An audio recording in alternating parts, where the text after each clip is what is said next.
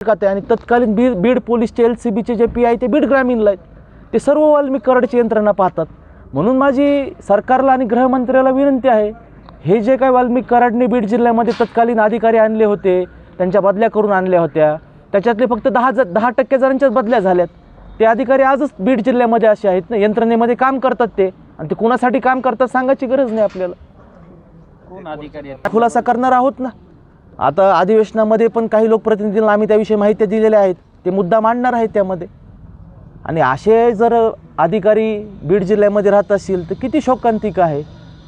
न्याय भेटण्यासाठी दिरंगाई होत आहे. कारण त्याचं कारण हे आहे की हे यंत्रणेमध्ये लोक आहेत, SP साहेबाला मिसगाईड करतात. आम्ही सांगतो की कावत साहेबाचं काम चांगलं आहे, पण कावत साहेबला पण कानामध्ये सांगणारे लोक हे सगळं वाल्मिक कराडच्या टोळीतले अधिकारीच आहेत ना.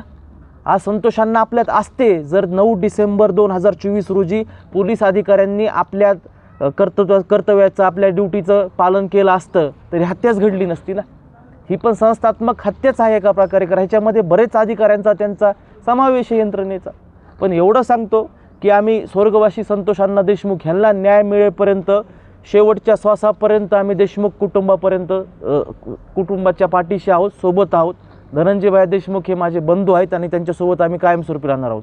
फक्त माझी एक विनंती आहे की ज्या व्यक्तीला हृदय आहे, त्याच्या छातीमध्ये हृदय आहे, ते आरोप्यांचं, संतोषांनाच्या हत्याकांडमधल्या आरोप्यांचं समर्थन करू शकत नाही. मी एवढंच ह्याच्यामध्ये सांगेल. ज्या माणसामध्ये हृदय आहे तो माणूस कधीच समर्थन कदापिच करणार नाही.